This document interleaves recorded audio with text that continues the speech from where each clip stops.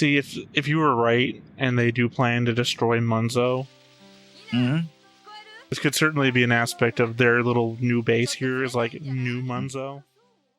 Hey everybody, welcome back to the Stoneface Reactions. I'm Theta, this is Lessons, and we are back with another episode of Mobile Suit Gundam 0083 Stardust Memory. As per usual, we come back with notes and a board, so let's go ahead and pop on into the board and see what we get. And the board comes with the board changelog, where I added John Cohen, connected him with a green line to Synapse. I added Mancha's team and tied him to his friends, connected him to Nina with a white line, purple arrow from him to her. Connected Mancha and friends to Burning with a green line, or green lines, rather. Connected Ko and Keith to Mancha with a white line. Added Nguyen Bitter and connected him with a green line to Gato. Turned Orville's green line to red. Added Val and connected him to Bitter with a green line. I connected Ko to Bitter with a red line and then marked Bitter as dead. You know, considering all the fighting that happens in that episode, I think Mora should have been connected to specifically to Bernard with a red line. Yeah, probably. It's probably the element that he didn't get named until well after they had multiple fights, so I just didn't think about it. Also, I did think about it because I have a whole note about it, but and also Alpha Bait as well. These names. Did you know that the South was burning? Didn't watch the movie. Yeah, well, according to this, it still is. No, sorry, that's Mississippi burning, which is in the South. No, I'm talking about Burning. That's his first name is South. I understand that. You clearly didn't follow me with the joke, or not the joke, the reference. Yeah. Mm-hmm. It's a pretty popular movie. I just never seen it. I did. I don't remember all of it, but yeah, I did. Seen the poster. Arita. Yeah. And Nick Orville is red with, well, everyone, really. Except for, the CN sides, but particularly I got him with Nina Purpleton, so yeah. Right, okay. Orville, not his name, by the way, is red with everyone except for the people who he's not red with. Truisms. Yes. Remain to this day. So those are my observations of the shard, because I do have notes. I thought you were going to claim the board was yours. No, I would never do that.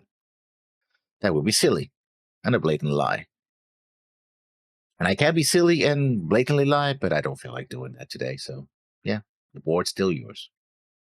So, on to notes. Episode 3, Into Battle Albion. By the way, I do have a note about that title, but we'll get to it when we get to it. Gato, the Char we have at home. Because the way they talk about him is like when they talk about Char in the original 79, it's like, it's Char. It's like, it's Gato. It's like, oh, okay. I guess he is the Char we have at home, right? That whole meme. I was like, yeah. I mean, it's the Char we have. Yeah. No one's mentioned Char at all. So is Char still alive? Until we get to Zeta, no idea. And that Zeta was made a year or two after the OG Gundam. So if there was going to be any continuation to is Char alive, it would be there. I assume he's not up to much if no one's talking about him. I don't think it had to be said that the Antarctic Treaty wasn't going to protect anyone. We aren't dealing with any of the signers of that treaty. One could argue that the Republic of Zeon might be considered a signing member as the evolution of the Principality of Zeon. But unless we are going to call up the Republic and demand that they open communications with these rebels and tell them to stop, we can't really hold the Republic accountable for the actions of the Principality's fanatics. As I said before, these are essentially militant terrorists at this point. No treaty is going to save you from that. There's also something else which I didn't think about it, but now that you brought it up, I'm thinking about it now. That's one of the risks of nuclear terrorism, right? You have a third party with a weapon of mass destruction. One of the deterrents against weapon of mass destruction is that you can strike back at your attacker. Say, Republic of Zeon could bomb planet Earth, right? Or they could try to destroy Zeon. But in this case, since it's a third party that technically is aligned with Zeon or their ideals was, but they're not, you can't deter them by threatening necessarily, directly Zeon. It's like, if this new goes blow up, what's the name of the Banshee? You can never remember. It's always funny. I can never remember. Yeah. No reason. I don't know why you can't remember. I'm horrible with names. Starts with an M. Names a location. Munzo. We can blow up Munzo. It's like, yeah, but we don't control them. So even if you threaten to blow them they would up, care.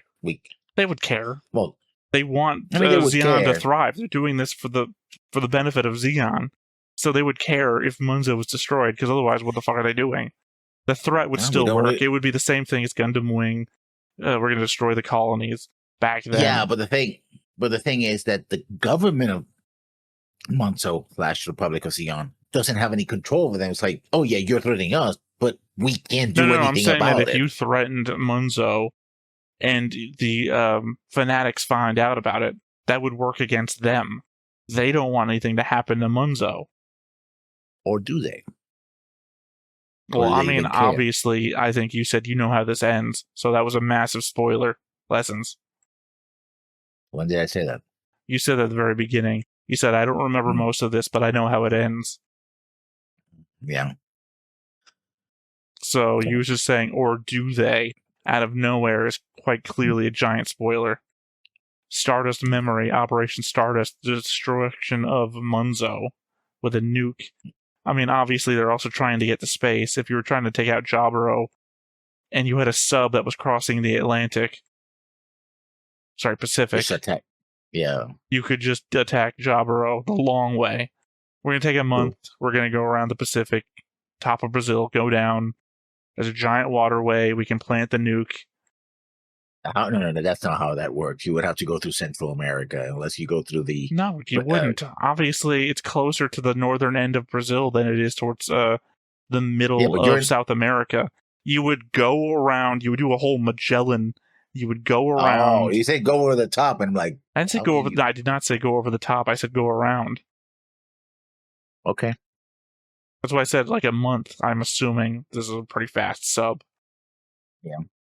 They crossed the Pacific in a week, I'm assuming. So you go the long way, and then you find a water channel, because again, we saw how fucking deep the waterways around Jaburo are. Yeah. And then you plant a bomb, like this is a Cold War novel, and you're putting in Russia, and you're putting a nuke in Tokyo Harbor. Oh no, you just do what was his name?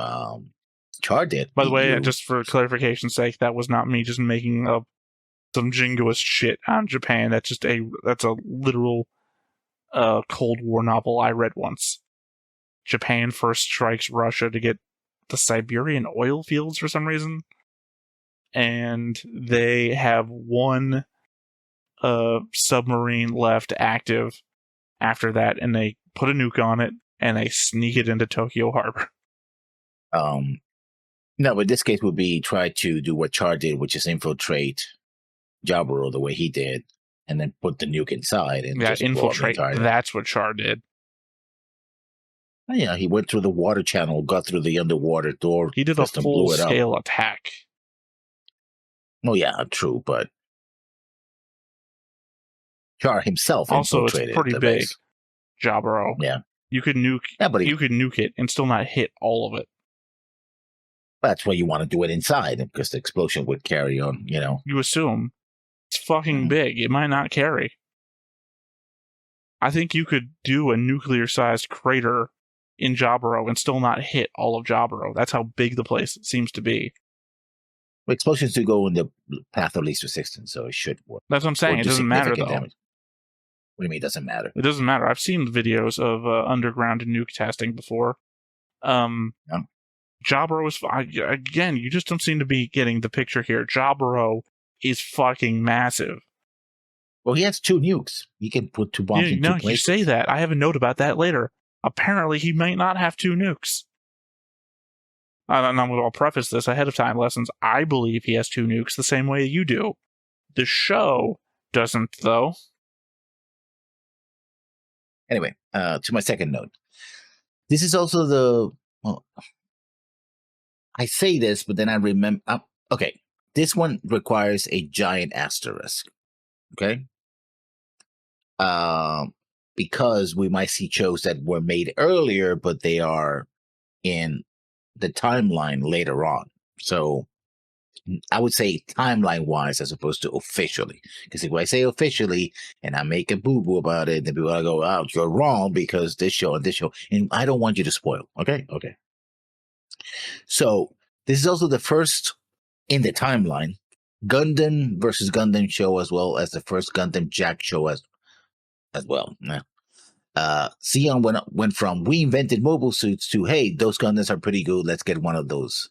Sion suits don't get no respect. What? I mean to say that this is the first show that we have seen that the central conceit is Gundam versus Gundam. In the Universal Century, we've seen others, Seed and whatever. But in the Universal Century, this is the first one we've seen that way. And your preface ahead of that was in chronological or release? I said chronological. Because this is a 1990 show, which means there were other shows before it in release. And those shows might have a Gundam versus Gundam scenario, meaning that I would be wrong to say release War order. in the Pocket.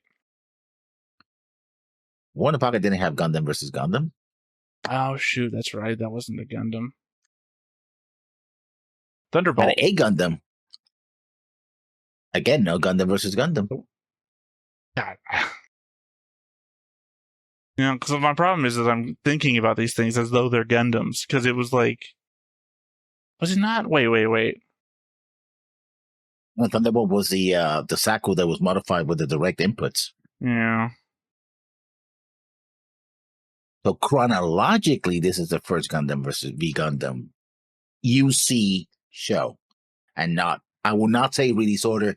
And if you knew there's other shows in the release orders, please do not tell us because we don't want to be spoiled. All right, I guess technically true. Still, it remains the best kind of correct. Yeah. Until proven otherwise. All right. Apparently, my next note is literally the nuclear warhead thing. Yeah? The subtitles say the stolen nuclear warhead.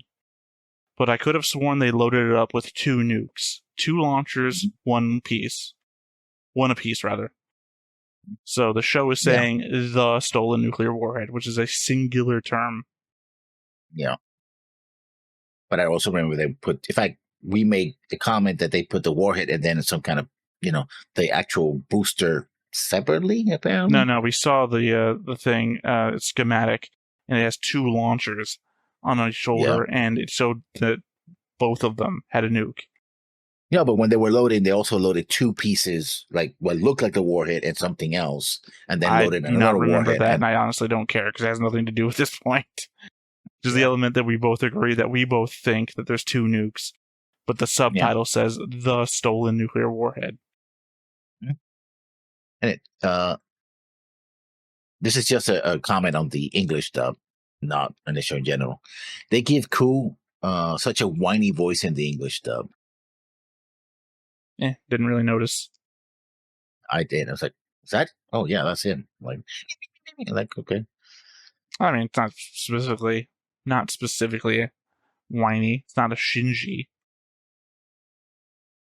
I just cringy. What? At least Shinji is cringy. That's why I was confused. I thought, did he think I just said cringy? I said Shinji. Like, no, you said Shinji cringy. Yeah, I know. I'm saying. I'm just telling you what my confusion was by what you said. Yeah. Mancha being a creep to Nina for the first time is accompanied by an instrumental, slower version of the ending credit song. The one that features lyrics, "I'm not looking for a love affair." It's just an odd song to use for this scene. I have notes about him, too. But, yeah. To my next note, then. Admiral Cohen concerns about the attack on Jabra or civilian casualties are valid, especially if that weapon deployed inside a Banshee. Less so on Earth, because while overpressure in its atmosphere, depending on the height of the detonation, would cause most of the damage, something absent in the near total vacuum of space, an explosion or even or even a relative small nuclear device would create not only only massive overpressure within the confined space atmosphere of a bounty, but also rupture the outer shell and essentially doom the station and everyone on it, not wearing pressure suits or close to the airtight shelters. And we know that they already use nuclear weapons to literally obliterate past bounty. So yeah. No notes. So Nina spots Ko and follows him into the building with her book as he's going to retrieve Alan's stuff. Ko has his moment of regret, and Nina watches from the doorway without making herself known. We then shift back to the Albion, where Mancha and his friends confront Ko, only to have Nina come running up the hall behind him with her book to correct what they're saying. What happened in the middle part? Did she duck out of the way when Ko turned and left Alan's quarters and just slowly followed him back to the ship? It's silly that she didn't talk to him at any point between here and there. Maybe she didn't want to do actually, that scene kind of looks like she's running after him, like, oh, hey, which she could have done earlier, but she followed. Remember, they get out, him and Keith, and then she drives up and parks in front of the place. Yeah. So what's the implication then? She ran out, hit her Jeep rather, and then followed him back slowly, and then just decided to run after him here. The scenes that must have happened between here and there, where she didn't talk to him, and he didn't know she was behind him. My next note. I really don't like Bernard Morsha. I hope he doesn't get a death as redemption arc. I think he's slowly redeeming himself. I have notes about that too, which maybe puts an asterisk on that, a question mark on that one.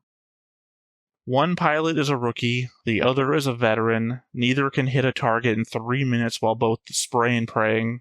Not exactly a great look when it comes to the skill level of our pilots. I mean, they're constantly moving and taking cover, so it's not like... Yeah, so would your enemy. So would the people that you're directly trained to fight.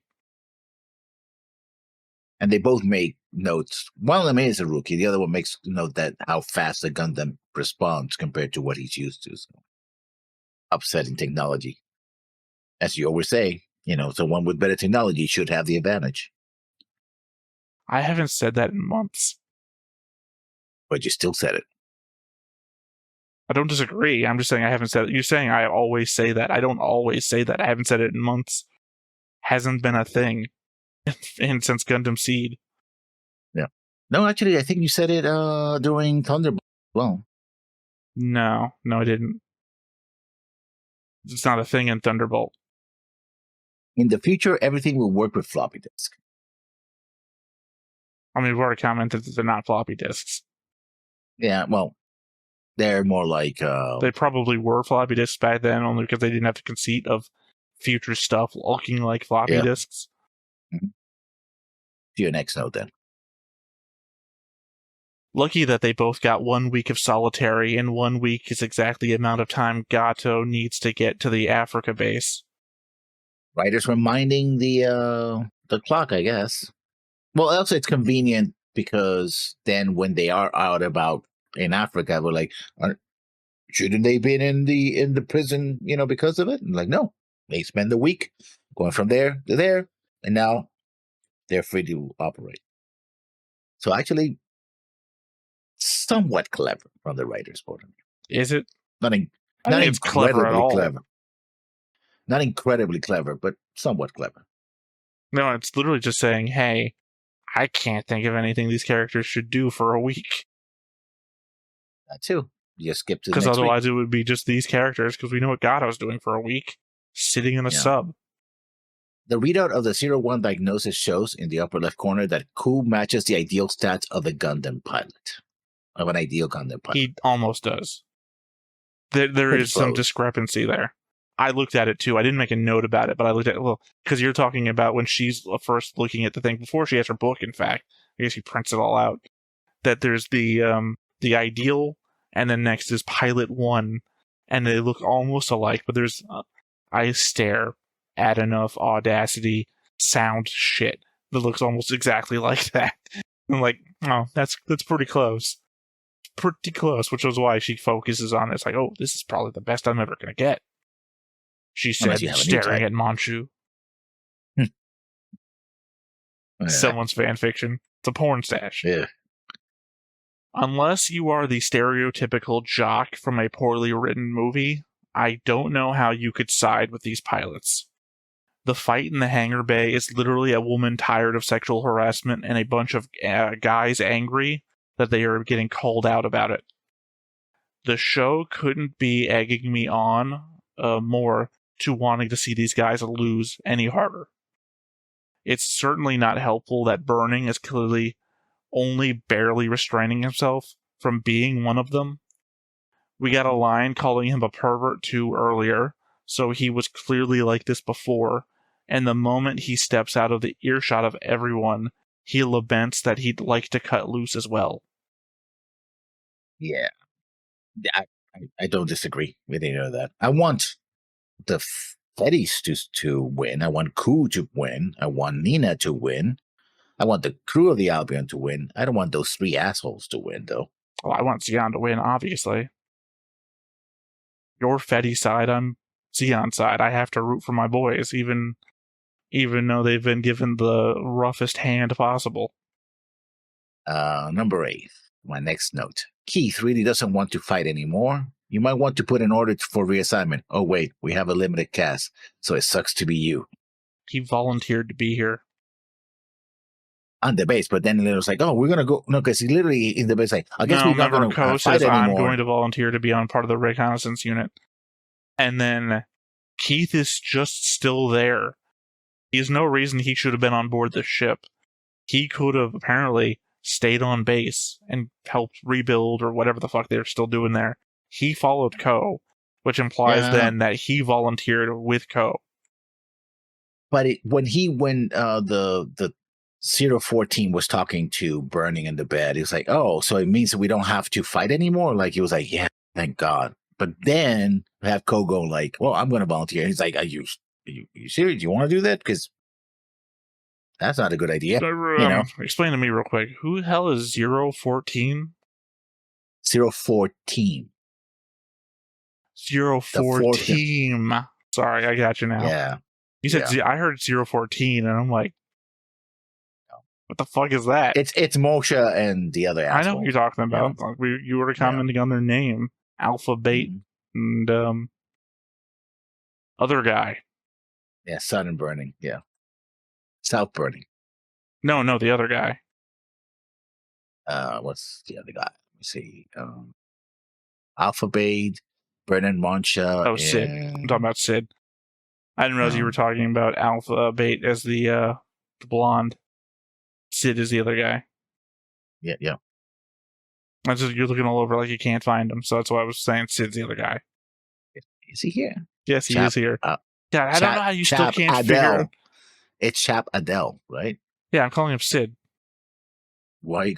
Because okay. Confuse you more, I guess, because your mouse never went to him, so you clearly, like I said, I still can't figure out how you can't figure out how the board works.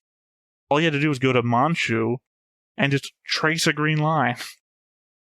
Inefficient. Anyway, not inefficient. It's literally how the board works. Wait. What is the more efficient way for the board to work if it doesn't use any lines at all? There's too many lines. Anyway, so you have no suggestions. No, not at this moment. So in lieu of having 0 suggestions, I think we're just going to keep using what we've got then. I mean, that's not even part sarcasm lessons. I have constantly asked, like with Apothecary Diaries, where there's way more lines than this, what a better way to keep track of everything would be. And the only suggestions I get are, I think it's pretty good the way you've got it. So we would want to have to deal with the board every time. No, I think it's that they don't have any suggestions. It's like, I think this is probably actually just the best way to do this. Anywho, where was I going? That was your note? Was it? Correct? What was your last note? Keith really doesn't want to... No, yeah, that was my note. Yeah, I was going to say, I knew what my last note was, but I can't remember what we've been talking about. Talk about Keith and whether or not he wanted to be there. No, I mean, what we were talking about. What your note is, and the last thing we were talking about, quite often not the same thing. True enough, we were talking about the board. So Mancha says, beat me in a duel and I'll not only recommend you as the Gundam pilot, I'll give up on fighting you on this. Less than 10 minutes into the next episode, he's fucking with him again, trying to prove to everyone that Ku's not skilled enough to be the pilot of the Gundam while dealing with his own boredom, at the cost of possibly harming the ship and its crew. And destroying the core fighter and killing Ku, perhaps. Or killing someone else. Hence the army and the other crew, yeah. I got notes about that, yeah. But I'm still with Ku in Alan's room. If you didn't know that Alan was a football player, now you know. If you didn't know that Alan was straight, now you know. Yeah, true. He could have been bi, just didn't have a picture of his boyfriend around, so.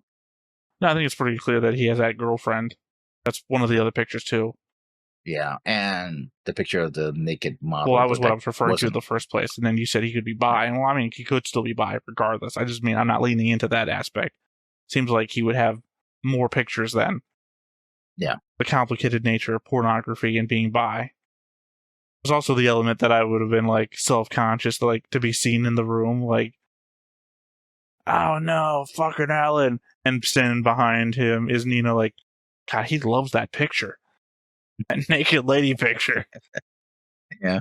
Well, because you're standing in front of all of the meaningful pictures of the guy, so all this is just you and this half-naked woman. Yeah.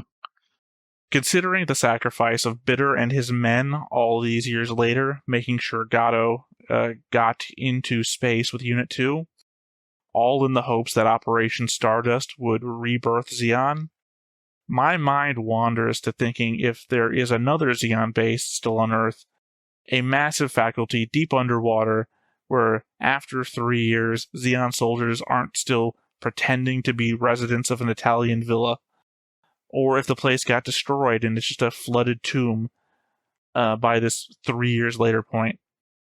Thinking about an extreme Zeon holdout like this just gives me Fallout vibes.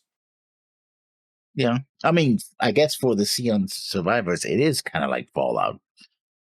I mean, if you're stuck deep underwater in a base that looks bigger than any base we've ever seen before. The oil rig. My next note. Nothing says that you're a sexy, sexy man by punching a concrete wall while crying. Isn't that right, Nina? What? It's a scene where he's punching the wall and she's standing behind him like, oh, poor guy. Yeah, but why'd you throw the sexy, sexy man thing? I'm putting it from the perspective of Nina. Yeah, but you're saying she's like, oh, but it doesn't seem like she seems like emotional, oh, not like, I like that back. Like, what are you throwing out there? I'm just making fun of the whole thing. Okay. Zeon has a real talent for sneaking spies into positions to do exactly what's needed. They never show us that part, though. The insertion of this stranger into the Federation ranks that no one suspects until it's too late. Unfortunately, Zeon spies always do something very stupid just before they get caught. Judak flying his plane directly back and forth between sides, for example. In this case, Orville walking down the hall with stacks of classified intel in his arms. Keith didn't even need to bump into him. There was the chance that someone could just walk past and look over his shoulder, and the same thing might have happened. He might have some ready excuse like, oh, hey, I just carried these papers to Nina. Nina told me to get them to Clearly he didn't. Because all they found one piece of paper on the floor, and all it was, I stopped on it, like most of it doesn't make any sense, but there's literally just in the top corner, it's a copy of, so he made a copy of the thing, and that was enough for everyone to open fire on him. So clearly he did not have the clearance for it. My next note, Zeon loves their submarines. This is another show where we have another Zeon submarine, because we always have to have one per show. I don't know that Zeon loves its submarines. Just a submarine. Yeah, but they always, you have submarine base, submarine here, the fight in War in the Pocket started because they got launched from a submarine. In Thunderbolt, there was an underwater battle, and eventually they ended up using a submarine, also submarine base. All the submarines that we saw in 79, which actually was only one, think about it, in the Atlantic. So yeah, it's not Xeon if they don't have a submarine. So your Xeon loves subs because they had one sub in every show. I mean, they don't. I mean, yeah. Yeah. The Federation loves burgers, huh? True. I'm just saying, it's like, just, I think you have to have more than one per show to say that they love subs. Oh, it also has submarine base. They have, I think also, just by virtue of the fact of having submarines, you're going to have a submarine base. Underwater submarine base. And also what was in the show, which one was it? The movie. Probably imagining Igloo because we think about the same things at the same time. No, not Igloo though. Although they actually converted a submarine combat thing into an attack. No, it was just a guy pretending to be a marine. Yeah, actually, they didn't have a submarine. I'm not saying he was pretending to be a marine. I'm not saying that he was a marine. He's just pretending to have this long backstory about his father fighting a shark or something. Shark. Yeah. What else? Oh yeah, in the movie Corcoran's Island. Doan's Island. We always just say Doan's Island. But my point here, Lessons, if all of your examples happened in one show, that would be a thing.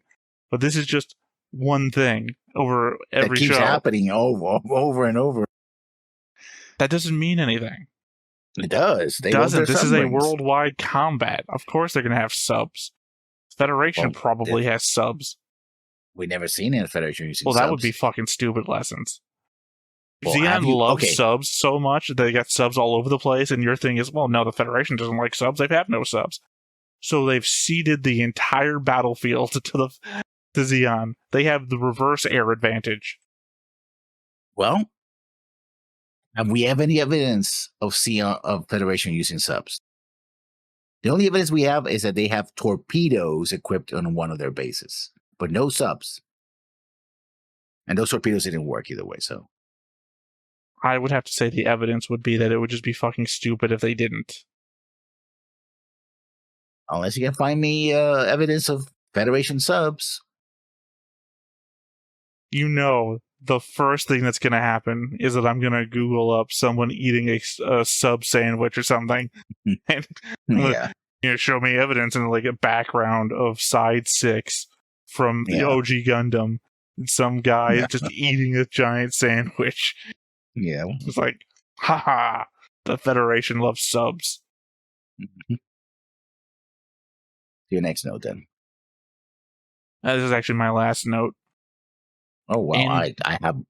Yeah, I didn't have that many thoughts about what was going on, or that I was hoping you were going to cover things I didn't think about that much. Well, I have more notes. No, I have another thought, Lessons. Oh. No, you understand that I didn't say that was my last thought. I had, this is my last thought. No, because it seems like, I have a bunch more. I understand that. You can get to that. Let me just get this last one out.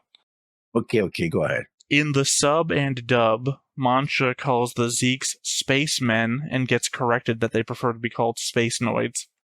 In the sub, he says, well, pardon my ignorance, but I prefer the dub, where the line he gives is, good, sounds even stupider. Well, yeah. I caught that. It's a little political correctness in the UC timeline. Well, in the sub is political correctness. Well, it's political correctness and not irony, sarcasm. But just like the dub, where call them spacemen because it sounds dumb. It's like all space noids actually. Good. Sounds stupid. Because you're really calling someone by their name as an insult.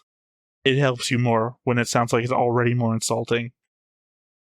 This one is about that fight that they had in the ruins. Always look up and always watch your step. Don't always look up. Well, this time that's how you get killed in a horror movie. Well, he almost got killed because he didn't look up. People looking up typically also implies their mouth is open, and that's when the monsters are hot in your mouth. Always looking up is how you get killed. Also, it could be the first one that the spider jumps on. Well, that little stunt landed Ku and Bernard exactly where I expected them to be. In prison for a week. Because it's a Gundam. You do get jail time, but not the jail time you should get. Next note. The episode title makes it sound like the Albion will be in combat, but merely meant that they were preparing to go to war. Or so I understood. You're still in episode 4, right? Yeah, I'm episode 3. Oh, that's right. It was 3 and 4. Into Battle Albion is the name of the title, the episode. Well, to be fair, both things happen. Hmm. There is a battle, the Albion didn't, and the Albion is in the episode. But the Albion didn't go to battle, so... No, I mean, that's your fault, though. You're conflating the two things together. They do go into battle, and the Albion is in the episode. Into battle. Happened. Albion. Present. Yeah, okay. That's one way to read it. Moving on to the next episode. Attack and retreat on the burning sand. What is it with the Albion class and their rule? About the white base, they were civilians dragooning to military service, but these a-holes are supposed to be professionals. Speaks ill of Fetty discipline. You're comparing late 70s, early 80s to early 90s. This would have been actually when Top Gun. Well, and actually, this would have been like 5-6 years before Top Gun, which also kind of had that same. After Top Gun. This was 90. Top Gun was in 19. This show is 1990. Top Gun was 1984, I believe. For some reason, I thought Top Gun was like 1996, 97. No, it's older than that. Yeah. Well, then still, it works for my thing. In that I'm saying that it's basically basing them off the Top Gun assholes who were doing this shit. Maverick was not great to the ladies. Yeah. My next note. Top Gun came out 2 years after I was born. I'm older than Top Gun. My next point. I was going to make fun of how the English VA said Jaburo, but then on the comp software screen it says Jabro, which is how they say it. Of course, in another screen, they show that the system is Siarching. So, yeah, we already saw on the back of one of the Xeon mobile suits, they couldn't spell Xeon right. Or they couldn't spell. Yeah.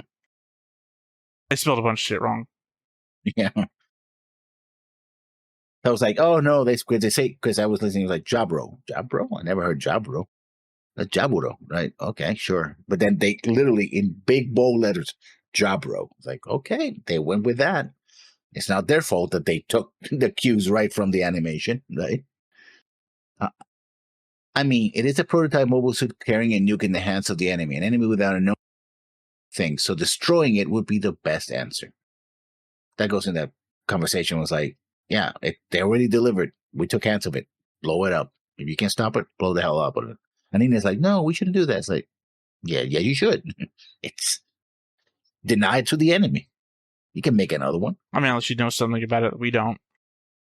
Ostensibly, it could be replicated, right? It's Anaheim. You're saying that again. My whole point is that unless there's something about it we don't know. Also, not for nothing, trying to destroy it might cause them to set off the nuke. Nukes don't really work that way, but sure. They do work that way.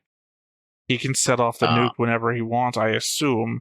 I assume he has the controls because it's tied into the Gundam. He could set off a minimum detonation distance and launch it and have it detonate before anybody can do anything. Literally changing the elevation levels that the nuke is set to go off at. Yeah. You're saying they can't do that, nukes don't work that way. They do. They have a set detonation level, and it can be changed. But destroying the Gundam by itself would not detonate the nukes. I never said it did. I said trying to destroy the Gundam made them set off the nuke. If you're gonna fucking die, they're trying to kill you, and you've got a weapon of mass destruction, why not kill everybody? Well, it depends on the situation. If you're in the middle of, say, the African plain... if they're trying to kill you, probably they're pretty close. Yeah, but I'm talking about when would be You're a optimal bunch to of fucking endear. fanatics lessons. Do you not remember that? We're all gonna No, die for the you're cause. You're not getting what I'm saying. You're saying it depends on location, and probably you're trying to emphasize what if you're in the middle of your own fucking base. And I'm saying you're all a bunch of fucking fanatics. No, I'm not saying in the middle of. Okay, let's step back a bit. Okay, let's say you get the order. You give the order to destroy, the O2 unit. Okay, he goes out and destroyed. Now, if you're, say, in the middle of the African savannah and they say, "Oh, I'm going to die," I'm going to, press up the bombs and blow up what? The elephants? Your enemies. I mean, he's like you completely disregarded. Ship? You completely disregarded my point to make me wrong for some reason and didn't prove me wrong. I said if you're going to be destroyed, your enemies are probably fucking close to you. These things have to fight face to face. That's the whole point of Minovsky particles. So you're going to be face to face with your enemies, and probably the fucking Albion, as proven by this goddamn episode. I can't abandon my guys. So yeah, okay, a nuke blast is probably taking out everybody. Okay, you're probably taking out a carrier and a bunch of mobile suits, and it's not a bad trade-off if you were going to die anyways. As far as the Federation is concerned, I would think that although it's a hard choice to make, I would sacrifice the Albion and the other Gundam so that the enemy doesn't have a new armed mobile suit that they could use against more populated targets. Yeah, you do feel like a rebel. Jabra itself. I mean, it's a calculated risk, right? You have to take the risk, right? It's let the guy run away and attack my main base and just decapitate my control over the military. No, you're saying it's a calculated risk, and the risk is that if you try and kill him, he might blow everything up. Versus capturing him, he's not going to feel as pressured to try and detonate everything. He might not be prepared to do that if he doesn't think you're trying to kill him. If it's a fanatic and he doesn't want to fail, he might as well decide. No. My point being is that if you're trying to kill him consistently, he might become prepared for that eventuality. Versus if he thinks you're trying to constantly capture him and you're not going to try and kill him, he might not be prepared to take that step. He might still if it means failure of his mission. No, my indication here is that you have to do this shit ahead of time. You don't just reprogram a nuke on the fly. Either way, he wants to succeed, so I think he could try to do it. If you're going to die, then it doesn't matter if you want to succeed. I don't know if you couldn't be able to reprogram these nukes on the fly. That might be He's ability not Kira Yamato. Nobody might be the system might allow him to do so. No, I'm thinking you have to actually get in there and do the programming shit. Like, if you're about to die, I don't think you have the time to do that. That's the same amount of time that you would use to dodge or whatever. Maybe it's just simply be select target and not open fire, but yeah. No. Do the same thing that we were just talking about. You kept wanting to push. Nukes don't work that way. Sure, you would select target, you would launch, the thing would go in the air, and then some asshole would shoot it out of the sky like Amuro did. You got to change the detonation altitude to make sure that it detonates before it starts going, to reach space and come back down again. It's fuse. You have to change the fuse settings. That's what you're going to do. That's all. That's literally what I just said. The fuse is set to go off at a certain altitude because that's the downward detonation. Area. Yeah. If it was meant to be used in atmosphere, which may not have been. It seems to be that way, considering it's on the back of a fucking Gundam. Also, they appear to be missile loaded. We don't know the range of the missiles. Rocket loaded. Yeah. Either way, my next note. Bernard should have been court-martialed for that stunt he pulled, but this is Gundam, so he doesn't. Anything to say? Well, not really. Because maybe he's a veteran. Yeah, that's... No, it's... Maybe we're just out of veterans, and we need everyone we can get. Yeah, a veteran that tried to destroy a very valuable piece of equipment could get gotten one or more of your crew killed and done extensive damage to your key ship. Yeah, there's a point where being a veteran doesn't cut it. But again, apparently you're wrong. So. Apparently you're wrong. At one point, you could say real world this and real world that, but he's not. So apparently you're the one that's wrong. It really takes one mistake to blow the spy cover. Colliding with a kid who just wants to go to the bathroom. Or shooting a gun in your own room. Yeah. While your door is open and people are watching. Yeah, that launch should have strained or even broken Bernard's neck. Too bad it didn't. When he's staring at Nina, and then all of a sudden gets launched, and he's looking this way, the G-forcer should have gone like... Oh, well, I mean, we disagreed with that on the scene.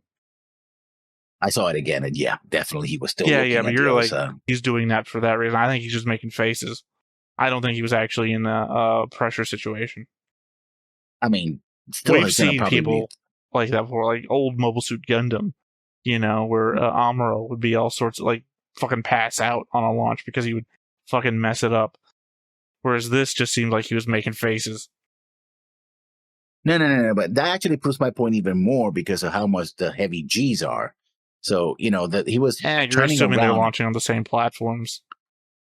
This might be set up to reduce the G's on launch while getting the same amount of velocity. Maybe, but he's still looking this way and like, that's again, this just goes to that thing that I'm always saying is that you have to take the world as it is and not base it all on the real world. Because if something opposes what should be true in the real world and it works in the show, then the world of the show is different from the real world. If we are shown in the world that you can lose your consciousness for quite a bit of time just by launching, because it's 3 years after that, though, so apparently something has changed. Oh, yeah. Again, no imitation other than this launch sequence is more convoluted than the last one. My final note on this is I would fucking hate the show that you're proposing. You're just like, no notation. Yeah, I would fucking hate the show that notes all the technological changes. Can you imagine every episode? And by the way, now we no longer have to worry about G's on whatever that thing is, the ramp launch. Catapult. Yeah, on the catapult because of the changes. Every 5 minutes will be technical manual. It is a far more complicated and complex system launch than it was before, with doors opening and folding, and I was like, okay, sure, I guess it looks cool. My next point: shooting down Orville's core fighter was cold, but it made sense. Again, no notes from you. Okay, moving on. My last two notes. Yes, Bernard, shooting at long range to spook the Siegs to force them to retreat back to their base is a good idea, as long as they don't lead you straight to their reinforcements. Which is exactly what happened. That's what the plan was. No. The plan was that they were going to spook these guys. They were going to chase them all the way back to their base and stop the base. But instead, like, oh, we're running. Oh, shit, reinforcements. And they got ambushed and never got to the base in the first place. And got separated from the Albion, which now came under attack. And I meant chasing them back to the base was the plan. Maybe I misheard you. I thought that's what you were saying. It wasn't that they made a mistake by doing that. It's like, no, that was the plan the whole time. Yeah, but he basically said, oh, we're too long range. We're going to shoot them to spook them. It's like, yeah, we're going to follow them around. They're like, oh, shit, they're firing on them. Of course they are, because these guys didn't go straight to their base. They went to where their buddies were so they could ambush you. And that's what happened. I think you're talking about the start of the fight, and I'm talking about the end of the fight. Well, eventually they destroyed those guys and went back. But no, I mean, you're talking about when they first encountered them and they ran off into the middle of nowhere where they then got support. Whereas I'm talking about the halfway point where it seems like he's trying to sacrifice Ko, but then it turns and works out for them, and they retreat back towards their base. Which leads to my final note. Was Bernard being smart about sending the Gundam to attack, or was he hoping that Ko died in the attempt? Maybe it might be both. No, I think he was just being a good commander. He knew how things would work. Ko was a rookie, as already covered. He doesn't know about working in units and teams. So he thought, as you thought, that Manchu was just trying to fuck him over. And that's why Manchu was like, this is how teamwork works. Not as the direct response, but after the fact, when Ko was like, this is all working out pretty well. He's like, yeah, this is how fucking teamwork works.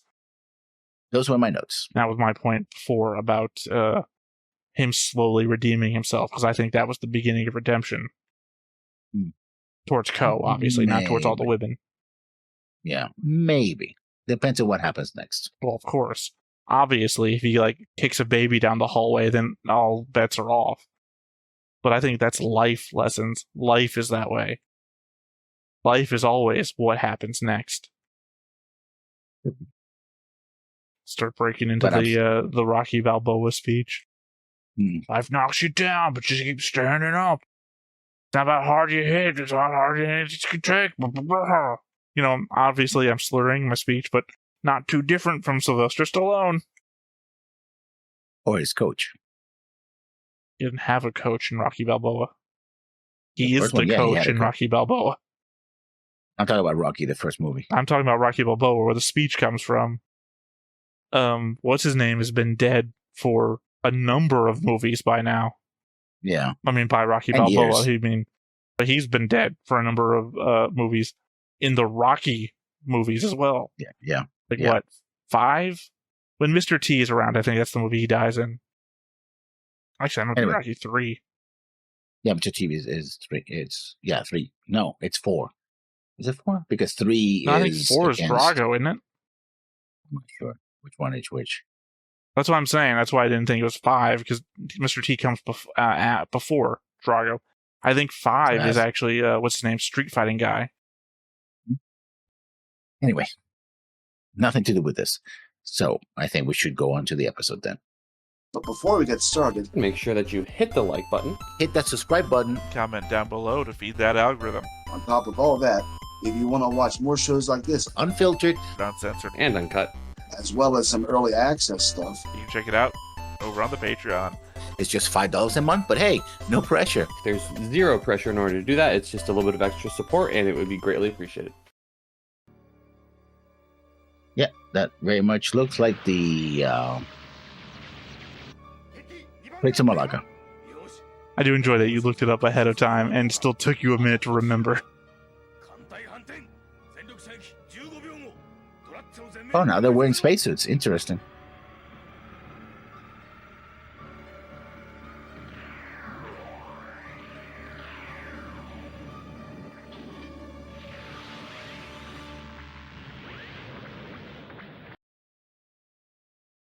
Okay, I guess they also renamed Unit 2. Probably. Well, no, they said launch the Draw C, and then we saw Unit 2 coming up. Yeah, but it was coming out of the HLT, not from the ship, so... I think it was coming out of the ship. Nope. It seemed like it was raising up on a platform out of the ship. I think it was coming out of the HLT, because that's supposed to be the ships he's going to round it. I mean, what you were saying makes a lot of sense, but it didn't seem what I saw. I'm also heavily distracted by the song because it's too fucking good. Yeah. Disappointingly, though, I think I have also seen that we're not going to be getting it for much longer. Oh. I think I saw when I was looking up the song that like Google autofill put in. It's the opening song for episodes 1 through 7. And this is what, 8 to 12, sorry, 8. 5. This is a 12 to 13 episode run, which means that there's a second opening, which is going to have to do a lot of work to beat this one. It has to. Like I said, I've been listening to this on loop, and I'm still addicted to it. So it's music by Jacob Miller, apparently. No, it's there's an English version of this, which is done. Then you might be thinking of this is oh no, okay, you might be thinking of who wrote it, and I have no idea who wrote it. I know who's singing it, and that's the name of it. It just came up in the screen. It was like, I don't see the name I found when I was looking this up before was a woman's name that starts with an M. Yeah, Marie something. I should also say I'm not typically looking at the screen when the opening's playing. I saw it once, and then it's just all music. Run them to the Sea of Stars. Still in the same month. So, October? Yeah. No. Last episode was October. Yeah.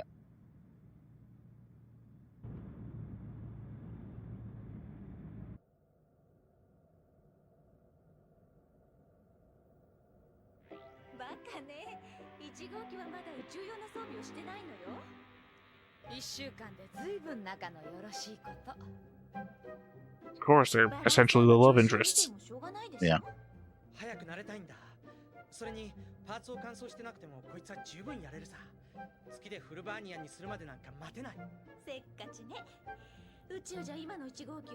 He's far more friendly now, yeah.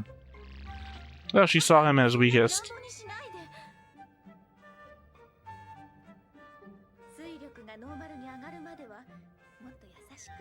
Oh, or is it possible this is a dream, or Monshu is somewhere around and this to make him jealous? Oh yeah, he probably is making him jealous.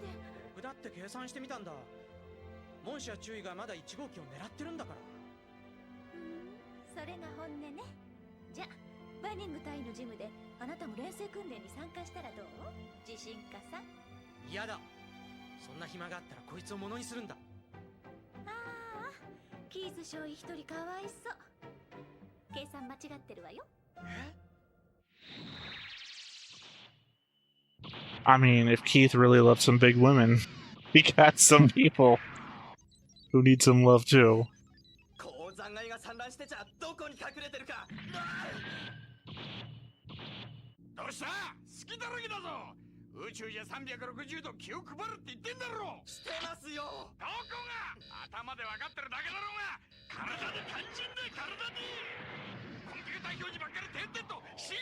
Right now he's molesting men too. Yeah, apparently.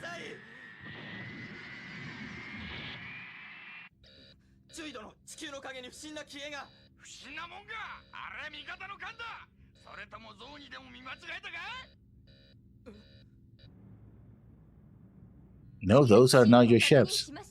Oh, yes, it is. Never mind. Just instantly not agreeing with him. He's an asshole. Why should I agree with the asshole? He's a veteran. Doesn't matter. Does He's a better actually. asshole. Don't believe him in matters of normal ass shit. In matters of the space combat stuff. Believe him.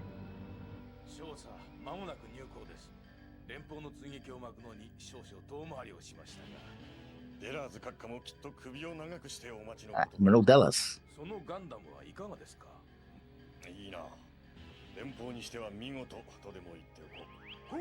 Funny they've been able to maintain their uniforms for 3 years too.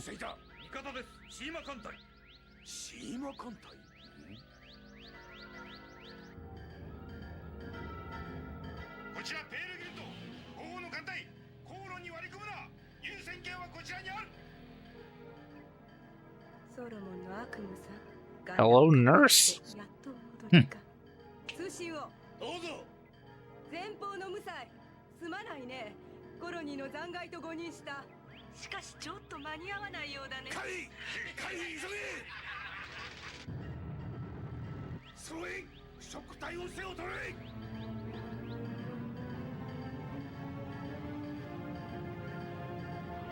So what are they, like Xeon pirates? Apparently. Maybe they are. They don't seem to care about the mission. Yeah. They might be ex-Xeon pirates, yeah. A part of the SEMA fleet, whoever they are.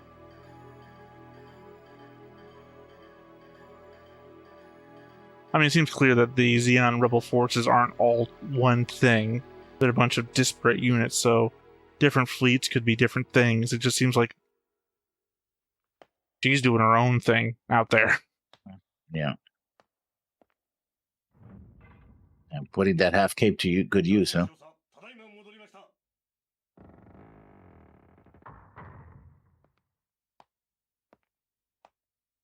I hope that's not inside the ship, because that's a lot of wasted space. Gives me strong, Legends of Galactic Hero vibe.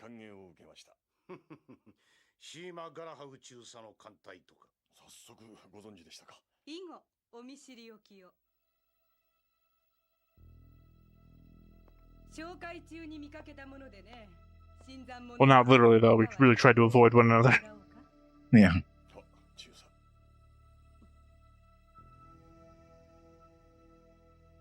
He's not happy.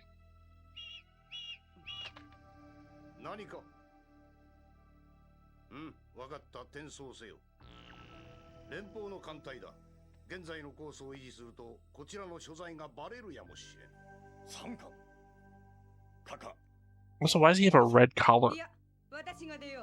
手土産がまだないのでね。シーマ艦隊の実力披露してもらおうか。閣下。は、早速に。 Damn it, we're about to lose another fleet. 少佐、これからは楽させてあげるよ。ガンダムでもしっかり磨いておくんだね。Imply something else. 閣下、なぜあのようなものを。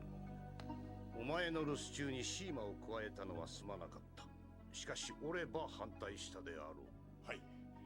あの腹には黒々としたものが。たとえ上昇のもののふといえども、この空に光をもたらすものではありません。必ずや将来、栄光あるジオンに仇をなすでしょう。いつもながらお前の言葉は汚れなき。Presumably, she got promoted before Zeon fell, so. バオアクを覚えておるな。忘れようがありません。閣下にこの命拾われました。そうではない。あの時お前はジオンを再び起こすために生まれ変わったのだ。その心こそ大義。はい。大義を生まんとする者が生死にこだわってはならん。星のくず作戦を成功させるためには、お前が奪取したガンダムと我が艦隊戦力の充実が不可欠だった。Maybe don't fight the protagonist ship then. Yeah. 広くものを見よ。閣下。心現れました。 Can't tell if it's fanaticism or if he's looking at him like a father figure. Probably both. 閣下、シーマ様が単艦で出撃なさいました。 You see, I know that word means admiral, but in Spanish it just sounds like he's saying shit. レーザー通信の準備は整っております。よし、参るぞガトー。 See, if you were right and they do plan to destroy Munzo, this could certainly be an aspect of their little new base here is like new Munzo.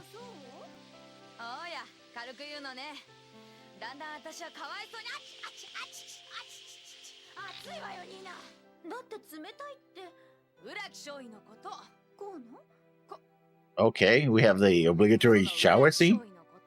Yeah, but they're showing far less than any other Gundam has so far. Yeah. So Yeah, that's true.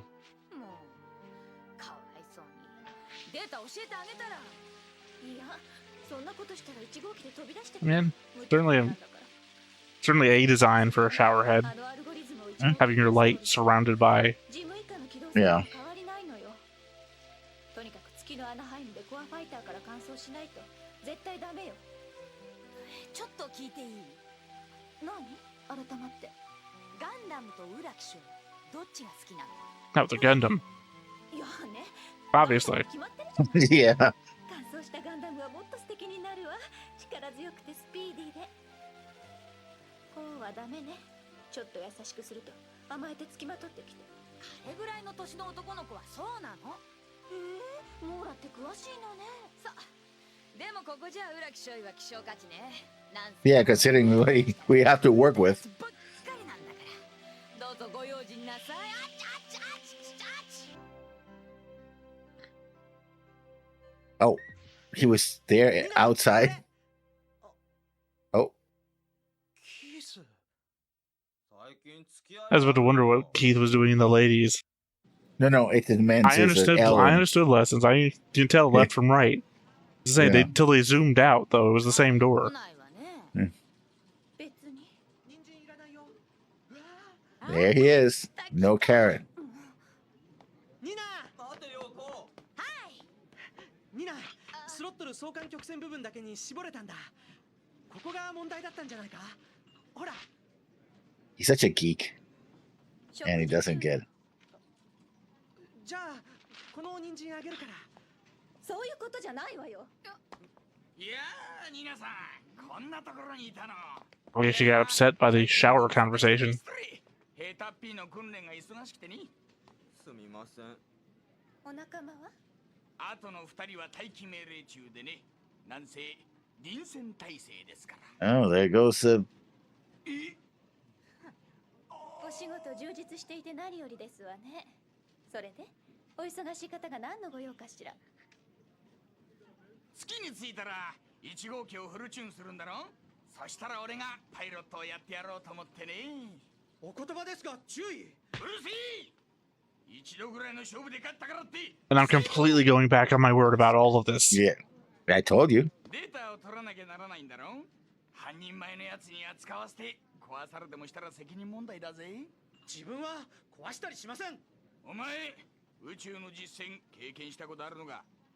今1号機のデータを調べているところです。いや、遠征にも出ねえやつが偉そうなこと言うない。それ合ってますよね。注意に乗ってもらった方が安全性は高いわね。月に行ったらデートしようね。 I mean, from an outside perspective, it would be good to let him pilot it at least once to get some outside data that isn't just codes. ニーナさんは不安だってさ。あなたには聞いていません。なんだとこの野郎。そうなのか。あなたね、自信過剰もいい加減にして。誰が見てもあなたより門社注意の方がキャリアも実績も上だってことぐらいわかるわ。ガンダムはおもちゃじゃないのよ。遊び気分で乗られちゃ迷惑だわ。信じらんないよ。ニナは僕をガンダムのパイロットと認めてくれてたんじゃなかったのか。こんな分からず屋だと分かってたら。分からず屋はニナの方だ。裏木書院。 I mean, I understand that she had some sort of weird revelation while she was in the shower, but this is like kind of out of nowhere. To be fair, though, I'm not a woman and have never been in a long-term relationship that's been more than a year. So, clearly, this is my failing as well. He's acting like a child, though. He isn't. On my eyes. All he did was be excited about the thing. Oh, yeah, that's because of she's being the way she's being. Yeah. Also, he said you could have my carrots, so literally he left his carrots with her. Yeah, of course. That's what he meant. Look, Sorry, I would have argued, but I was halfway through a sneeze.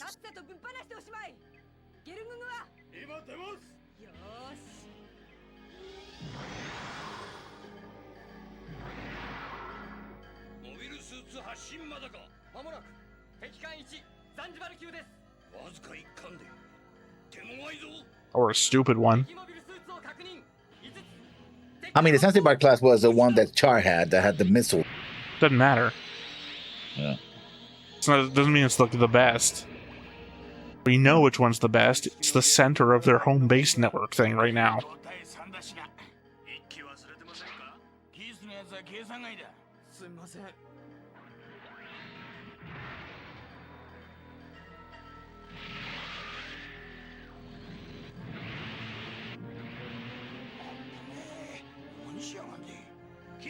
Yeah, they want to kill you, dude. That's what's up. I'm surprised they didn't have him launching the Gundam. I thought that whole scene was going to build up to him launching in the Gundam and proving that he's not actually good.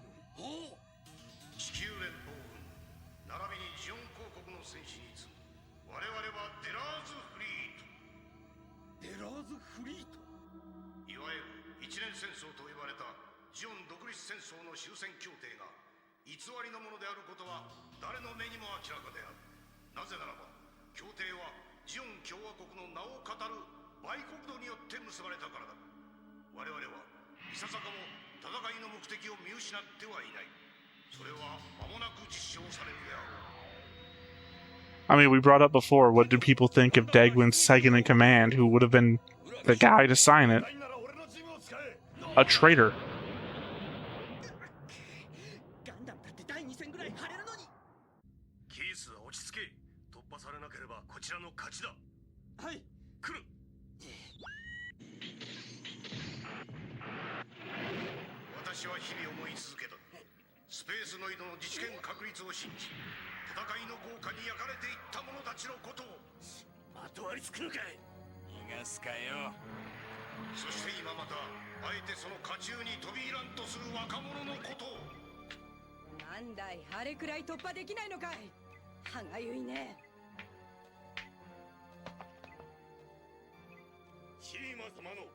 This ship is extra. Yeah. That's because she's extra.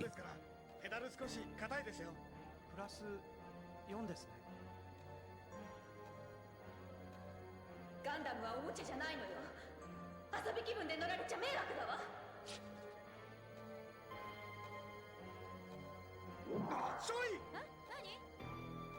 I mean, you stole it the first time, right? So why not? 邪魔しないでくれ。ガンダムでやるんだ。これを I mean, he made his own. Yeah. Yeah, but it might be the wrong data, though. Well, no, remember her data would be the one that they were going over before that they didn't get right, and she didn't look at his data that he thought he had right.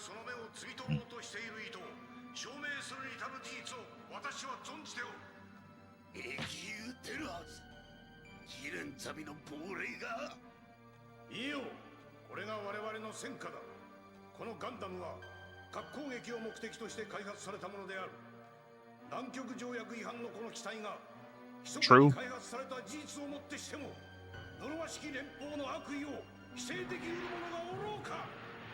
mean, I have to wonder why they developed a thing against the treaty with no clear enemy.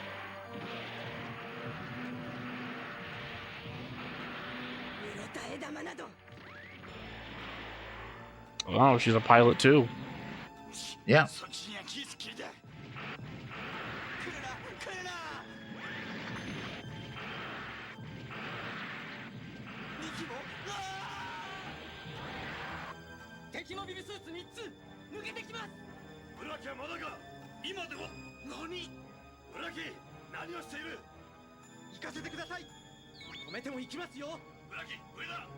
Give me permission, otherwise I'm going to be breaking orders.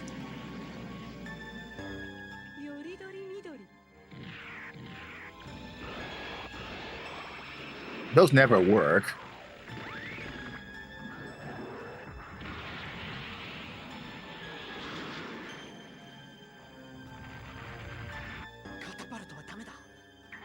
I also can never remember the name of those ships. Salamis, I think it is. I was going to say Salamis, yeah. salami.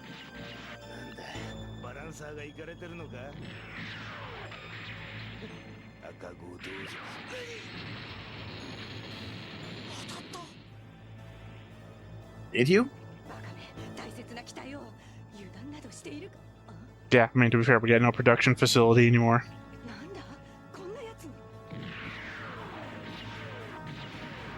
It's a Gundam. It's a Gundam.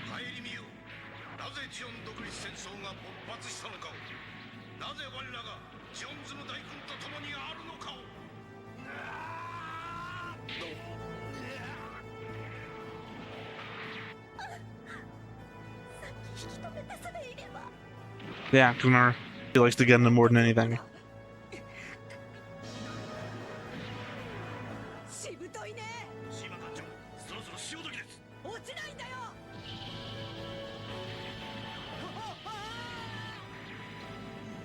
I guess they're gonna have to go back to the moon to get this thing fixed.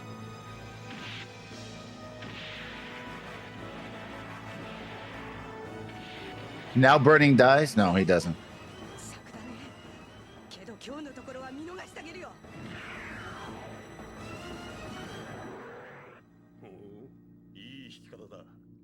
I mean, is this gonna be the thing to prove to Nina that he's not just playing around like it's a toy, that he's gonna come back all hurt and damaged? Yeah.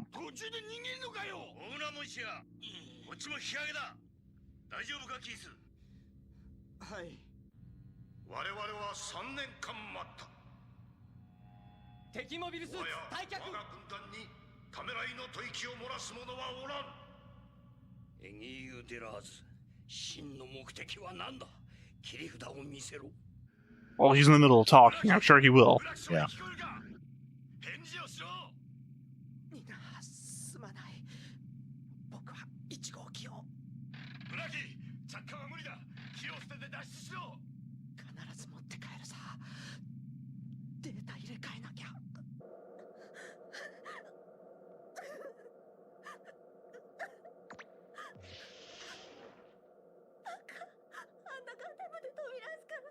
This is going to be the moment where we find out she does actually care more about him than the Gundam. Yeah. No, never mind. It very much feels like she's crying about it. Damn it, lady, you're mixed signals. You're mixed signals 100%.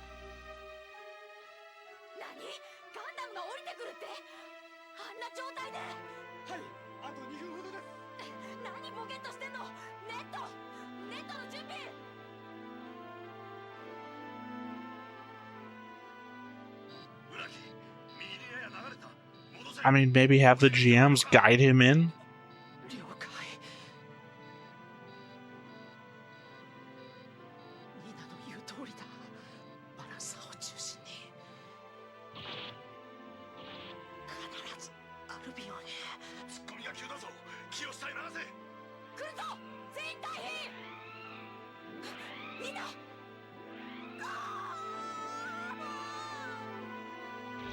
See, in the Okay. elevator, I thought it was an accusatory Ko. Now it's the Yeah.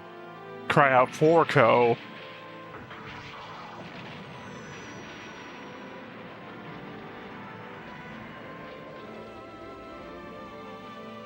Yeah, again, I assume they have to go to the moon to get this repaired. Yeah.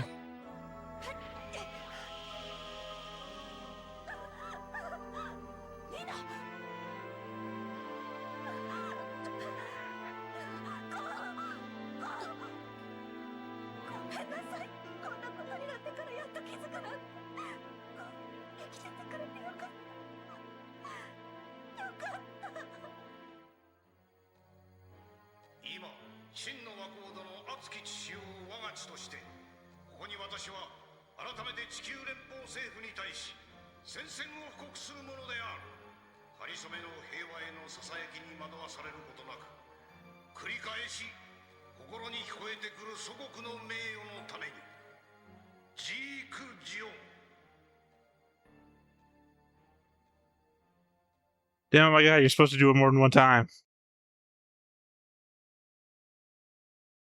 I really like, and that's the last song. Yeah. Samurai. He's the last samurai. Yeah. Well, been a while since we got a Sieg Xeon that wasn't just written on something. Yeah, pretty emotional episode. Well, yeah, I mean, even though it's mostly Gundam, confusing in the middle because of Nina, but at least we figured it out. She does care about Ko more, even though that itself kind of comes out of nowhere. Well, I think she's figured out her own emotion. No, it comes out of nowhere, though. Like, it goes from getting slightly warm there when she sees that he's an emotional person. Oh, I'm sorry I couldn't get Unit 2 back to you, to, sorry, Alan, that you died, to rub up against you pretty hard here. I said, it goes from like 5 to 50 pretty damn fast. And he doesn't get it, right? He's like, oh yeah, I'm just worried about the Gundam. And it's like, pay attention to me. I'm laying it thick. It's like, yeah, no, I think the technology should be improved. And like, she's like, well, I mean, she's not laying it. I mean, she's physically laying it thick, but she's verbally and not, because she's saying the opposite of what she's doing. That's what I'm saying. In mixed messages. Not in the cockpit, though, because you're like, oh, yeah. No, in the cockpit, later. She's talking about literally the Gundam and getting the data correct and everything. She has the appearance of someone who just doesn't care about physical proximity.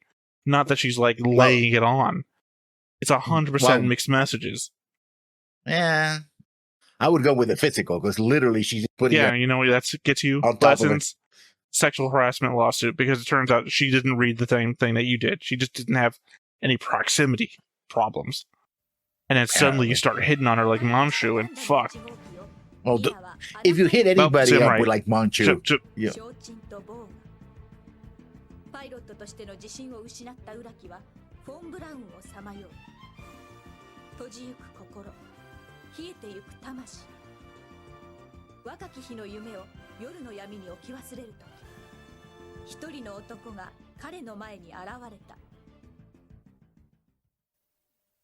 Okay, so our new woman is basically Kycelia.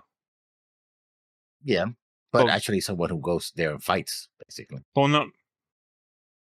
Not what I meant. I meant the element that we just met her here, and then in the next episode, that's very clearly her in like a civilian outfit. And you remember Kycelia went to Von Braun dressed up as a civilian too. Yeah. I like this episode overall. Also, I think the fact is that we have 12 episodes, so this just like it happened in 8th MS Team, the romance is going pretty fast, right? We're gonna have to establish it. We're gonna run it fast and make sure everybody gets the message, right? Well, 8th MS Team, it happened in episode 1. Yeah, this actually built up a little bit.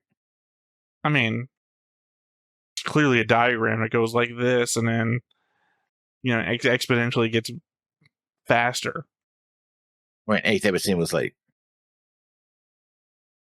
well, no, I mean, it certainly doesn't go down. It just doesn't exist.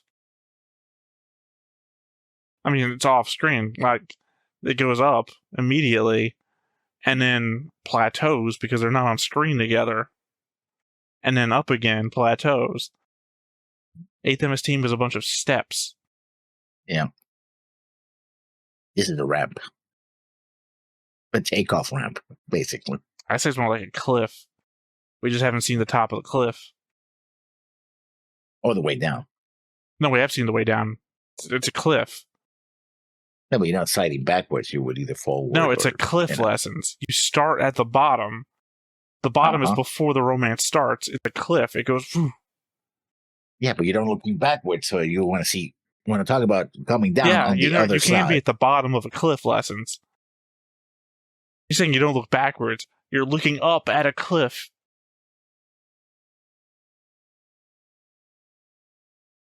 Never mind. The analogy just broke down completely. It didn't break down. It didn't break down completely. Yeah, you're trying to break the analogy. For some reason, you can't accept that you're standing in a valley looking at a cliff. Because that's what I'm not talking about. That's the starting point. I'm talking about. Aren't I the one who started this? I'm the one who said that their romance was like this, and then we started making analogies. I'm the one who started this. Yes, what I'm saying that we're not seeing the other side. We haven't seen where it reaches the other side. That's what I'm saying. You can't say that because we're not there. That's why we. If you're standing at the start of the series lessons, you're standing at the start of the series, looking at a visual example of this. You're standing at the front of a cliff, looking up at the top. Now, what happens at the top of the cliff? We don't know. We can't see it. We're standing here at episode 1. So, if there's a back end to the cliff, if it turns into a slope at the other side or just falls off, we wouldn't know. Because by virtue of the metaphor, we're not at the end of the show yet. No, you're saying that we don't know what happens over there, and I'm saying it doesn't matter. You're standing on episode 1 looking at it. And if this is a visual, cliff is our love, right? This cliff is a metaphor for our love, and all we can see is how high it goes. Yeah, and we're in episode 5, so yeah. So we're up the cliff. Well, the cliff is still growing, as it were. Hence, you can't see the other side. Lessons, I'm not looking for a love affair.